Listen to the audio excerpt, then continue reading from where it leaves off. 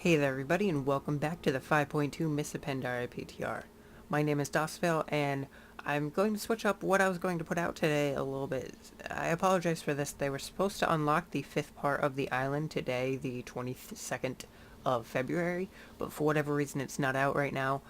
Maybe it's because of the 25-man testing, and I could probably record later on in the night and put this out like early Saturday morning, but I want this out Friday, so I'm going to do this video today. I will have to just jump onto a different tune to do the other dailies, but I'm going to give a quick rundown of how the dailies will work, and the fact that there's really a choice, as you can see on the screen, that you can either do PvE dailies, which will give you 2 Sunreaver bounties, 60 Valor points, 30 Lesser Charms of Good Fortune, and 2,150 Sunreaver Onslaught rep, which is before the double rep for the Reaching Revered, and that is the PvE choices. Or you can go PvP, which will flag you for PvP.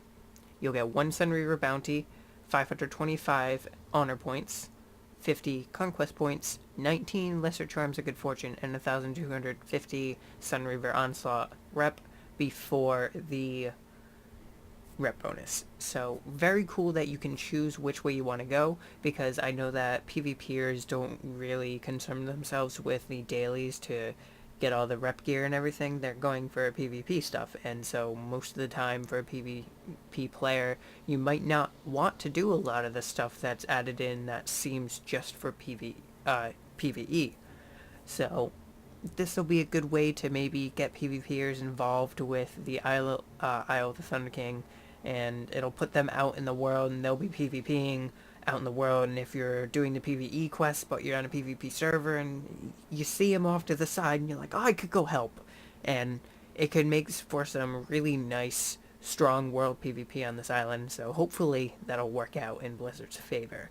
But I'm going to show you first the PvE and then the PvP quest. So let's start with the PvE. So after you click it, you can see that you get different areas you have to go to. So I have to go to Ixaluc, Court of Bones. And that's it for today. Yep, Ixaluc and the Court of Bones. So not that bad. So I just have to run on over there and I'll do the quest. I won't show you all the killing and everything of all of them, but I'll show you how you get the different rewards. So give me some time to go and do my dailies. Just going to point out that as you run over to the Court of Bones, and this will all be sort of the same on Alliance, there'll be probably a little hidden bubble of Alliance characters near there.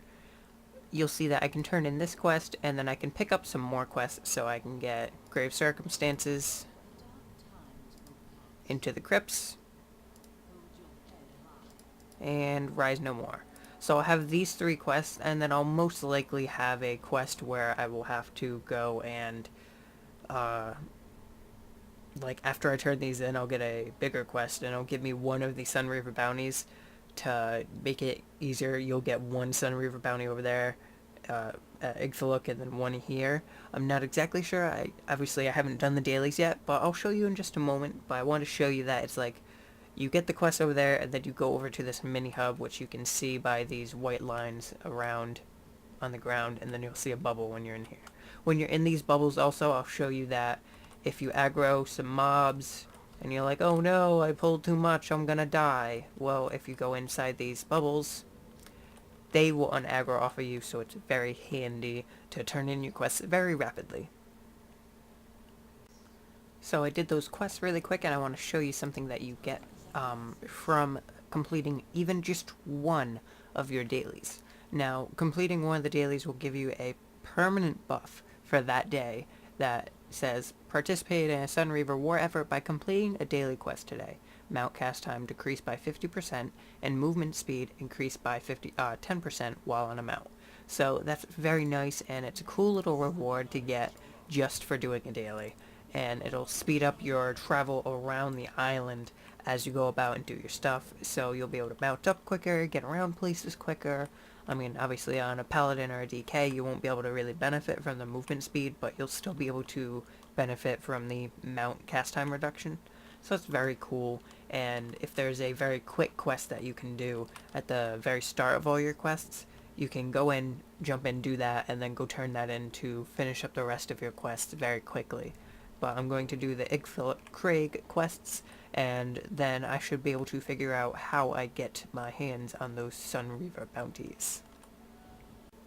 Now, as I'm going to head in and turn these Sarok quests in, I do want to note something that's pretty interesting. Now, the Mogu quests are kind of boring, in my opinion, because they're just generally the go and kill this, go do this, like the generic kind of kill quests and dailies and everything. But with here, in Philip Craig, you get a little bit of almost lore involved in it.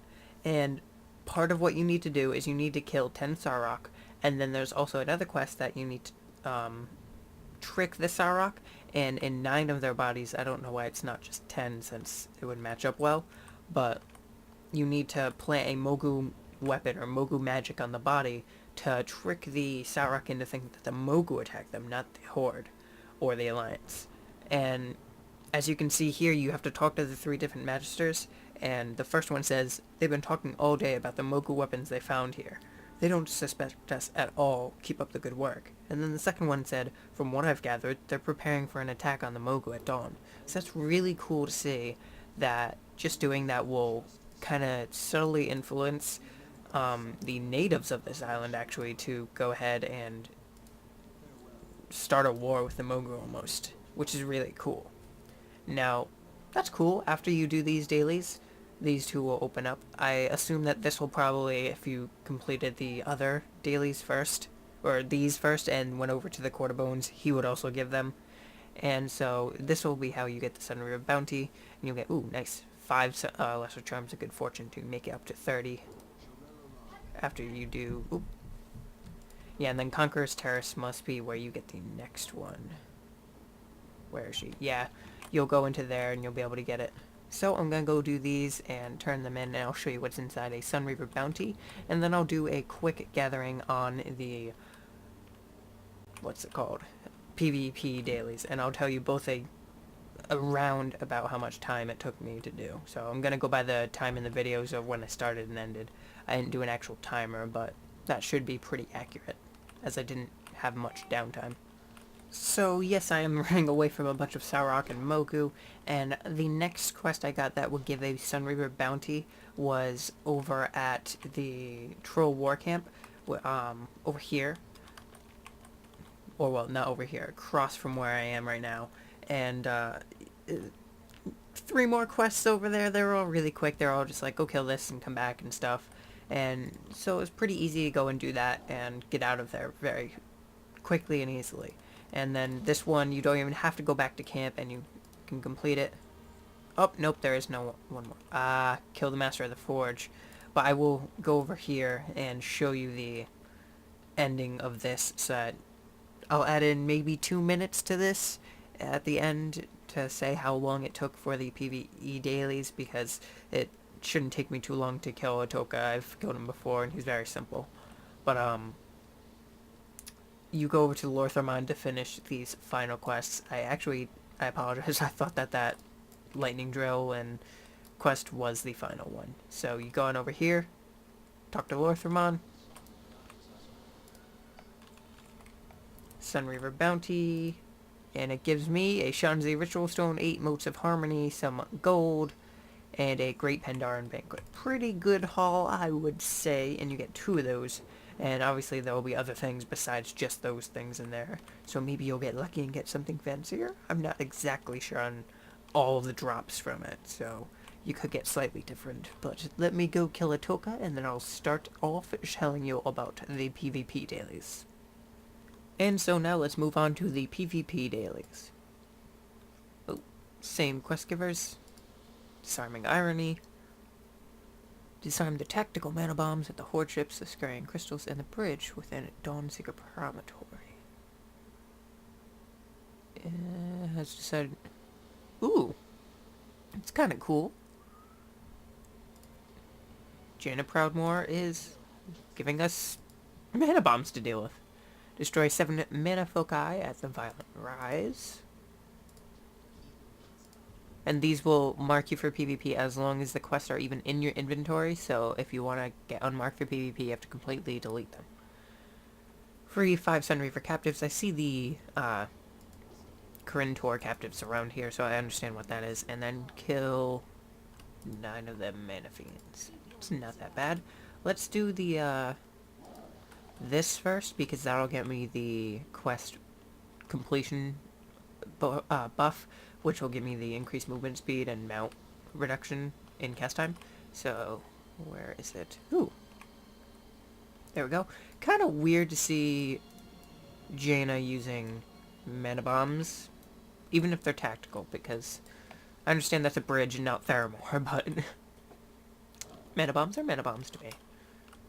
I am a non-mana bomb discriminatory channel, and so the other ones will be easily just clicked off. So I'll complete these dailies really quick and tell you about how long it takes. So I'm going to turn in the first batch of all the quests that you get, and actually, when I turned in that one quest to get that buff, I ended up getting, and I think it was 3 other quests after that, and it was pretty cool because you end up getting this this one right here, Charge Morganite, or I believe I might have gotten that initially, not exactly sure. But this is kind of a cool quest because it will keep you in combat, and your attacks will have a chance to call down lightning on your opponents, and dying or mounting will drop the Charge Morganite. Now, this makes it so that, really, you're going to want to do this quest last, unless you're a class that is really, really good with survivability and PvP. Like, if you're absolutely sure you can get away... Holy crap. If you're absolutely sure you can get away, from any encounter you end up in, then go ahead and just do it right away and do it during your dailies, but I would suggest that you don't do that, and instead you... There we go, 50 conquest points. And that's just plain reward too, you don't end up doing anything extra for that, but you'll want to do that last, as it will be kind of tough to get around in case you might die if you overpull, if someone ganks you, etc, etc. So that would be a really cool but annoying quest. I also end up getting another buff, Exposure of Morganite. Your recent exposure to the Morganite has increased your run speed by 5% while on the Isle of Thunder. So this is kind of cool because, hey, it's 5% more run speed. I don't mind that. So you can run 5% more quicker, and that could help a little bit. I am still stuck in combat just because it's the PTR and it's kind of buggy. So, I would say the PvP quests aren't that hard overall, and I mean, I did enjoy doing them. Now, I am going to take a moment and go back and check out how much time it took me to do both the PvE and the PvP quests, give you a time comparison, and tell you a quick recap of how hard they were to me. I understand I'm a blood DK and it's a little harder to kill, but usually on live I'll be doing this as Unholy, so I'll factor that in as to where I wouldn't be able to pull as much and give you a relative difficulty based on that. So let me go find out how long it took.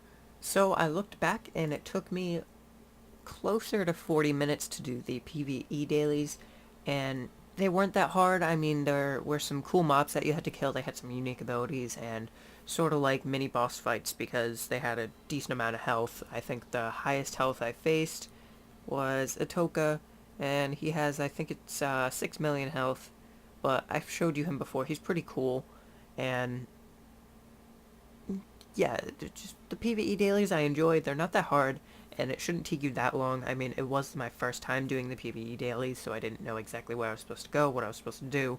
Otherwise, I do stuff more efficiently in live, where I know where stuff is, I know what I'm gonna have to do, and I go over there and do all the stuff at once. So I'm probably knock it down to about 30 minutes or so at Revered, with how many dailies you get for the PvE, and then the PvP, it only took me about 20 minutes, so it was a little shorter. That was also without me having to be able to mount up or anything like that, but it was still really fun and I enjoyed them, and I want your guys' feedback. What do you think about them adding PvP specific dailies on a PvE area? Because this is pretty much a PvP island, PvE island. It's made around the Throne of Thunder, which is the new raid, which is PvE content. But they're adding in the PvP dailies to encourage world PvP and everything here. So I want you guys' feedback on what you think about them adding dailies like that. I mean, personally, I like them because after I'm done with the Sunraver Onslaught, and I don't really need all the Valor or anything because we're raiding and doing dailies and such like, doing the extra rep from the Dungeon Finder and Scenario. I mean, I'll be getting Valor from that instead of doing the dailies here, and so I'll switch to the PvP dailies, and I'm already on a PvP server, so it wouldn't matter much to me. But I know that some people on a PvE server would probably not like them, because they do flag you for PvP as long as you have them. But I want you guys' feedback. What do you tell me below in the comments what you think about it? But that is all for now. I apologize, this actually is out a day late. At the beginning of the video I said I didn't want it to be, but I ended up hitting some technical difficulties with getting the second set of dailies done, and my alt on this PTR server wasn't really able to, so. But that's all for now, and if you enjoyed, thumbs up the video. Watch out for the next video on Monday. I'm going to be trying to do a video covering the Mantid Archaeology soon, but that's kind of bugged right now, so watch out for that, but I'm not sure when exactly I'll be able to put it out. Oh, yo, imps here. But don't forget to subscribe to the channel as well to see plenty more, and I will see you next time.